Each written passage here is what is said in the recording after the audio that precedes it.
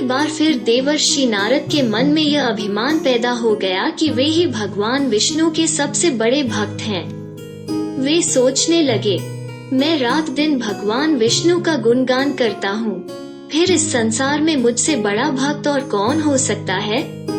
किंतु पता नहीं श्रीहरि मुझे ऐसा समझते हैं या नहीं। यह विचार कर नारद भगवान विष्णु के पास क्षीर सागर में पहुँचे और उन्हें प्रणाम किया। विष्णु जी बोले, आओ नारद, कहो कैसे आना हुआ। नारद बोले, भगवान, मैं आपसे एक बात पूछने आया हूँ। भगवान विष्णु बोले, मैं तुम्हारे मन की बात जानता हूँ नारद, फिर भी तुम्हारे मुंह से सुनना चाहता हूँ। नारद ने कहा, हे देव, मैं जीवन भर आपका गुणगान करता रहा हूँ। पल पल हर क्षण मुझे बस आपका ही ध्यान रहता है।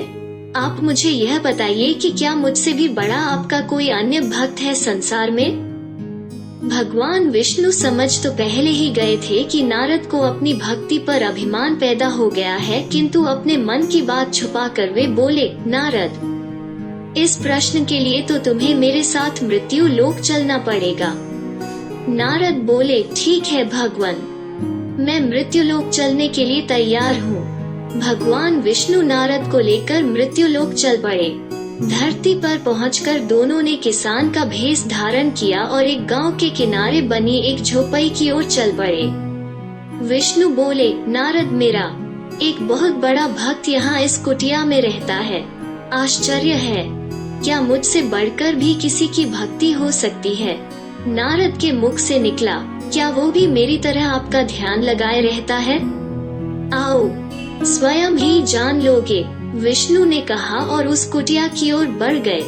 किसान उस समय कुटिया के बाहर अपनी गाय को बांध रहा था।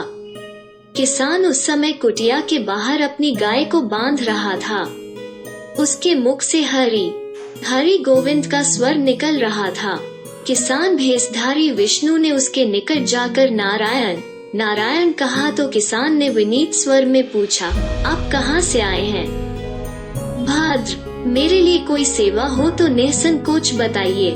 किसान वेशधारी भगवान विष्णु ने कहा, हम नगर जा रहे हैं, पर अंधेरा घिरने लगा है।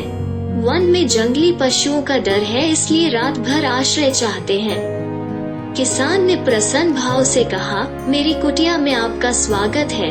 भद्र और जो रखा सूखा घर में है, आपके लिए हाजिर है। भगवान ने मुझे आप लोगों की सेवा करने का अवसर दिया है, बड़ी कृपा हुई उनकी। बाहर दालान ने एक खटिया पर दोनों को बिठाकर किसान अंदर गया और अपनी पत्नी से कहा, देवी, दो अतिथि आए हैं। किसान की पत्नी उस समय अपने बच्चों को भोजन परोस रही थी। धीरे से आटे का बर्तन दिखती हुई बोली, घर में इतना सा ही आटा है और ये बच्चे और भोजन मांग रहे हैं। किसान बोला, कोई बात नहीं, हम अतिथियों को भर पेट भोजन कराएंगे। तुम बच्चों को आज कांजी बनाकर पिला देना। नारद और भगवान विष्णु ने उन दोनों का सारा वार्तालाप सुना, फिर भी परीक्षा के लिए भोजन की थाली पर बैठ गए। जब दोनों भरपेट भोजन कर चुके तो नारद सोचने लगे, यह सीधा साधा गृहस्थ भगवान का सबसे बड़ा भक्त कैसे हो सकता है। उधर श्रीहरि ने किसान से और भोजन लाने की फरमाइश कर दी। बोले, मेरा पेट अभी नहीं भरा, क्या और भोजन मिलेगा। किसान रसोई घर में गया और जाकर पत्नी से पूछा, कुछ और भोजन बचा है क्या। पत्नी बोली, बच्चों के लिए कांजी बनाई है, बस वही शेष है। विष्णु और नारद वो भी पी गए। किसान और उसके परिवार को भूखे ही सोना पड़ा। भूखे बच्चे माँ का आंचल थाम कह उठे, माँ, नींद नहीं आ रही है, मुझे बड़ी जोर की भूख लगी है। पिताजी ने उन अतिथियों को कांजी भी क्यों पिला दी। किसान ने बच्चे के सर पर हाथ फेरते हुए कहा, अतिथि को भोजन कराना स्वयं विष्णु भगवान को भोग लगाने के समान है बेटा। बाहर दालान में दोनों अतिथि अलग अलग बिस्तरों पर लेटे हुए थे। भगवान विष्णु ने कहा, तुमने सुना नारद, किसान और उसके परिवार को भोजन नहीं मिला, फिर भी वो मेरे गुण गा रहे हैं। यह तो कुछ भी नहीं है, मैंने तो कई दिनों तक भूखे रहकर आपका स्मरण किया है। अगले दिन सुबह उन्होंने देखा किसान भगवान विष्णु की मूर्ति के सामने कह रहा था, गोविंद हरि हरि, तुम सदा मेरे मन में बसे रहो, बस मुझे कुछ और नहीं चाहिए।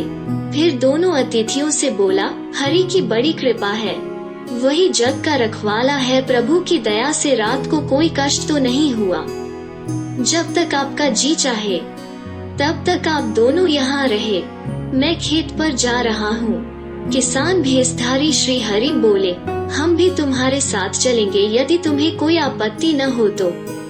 नारद और विष्णु भगवान किसान के साथ उसके खेत पर गए।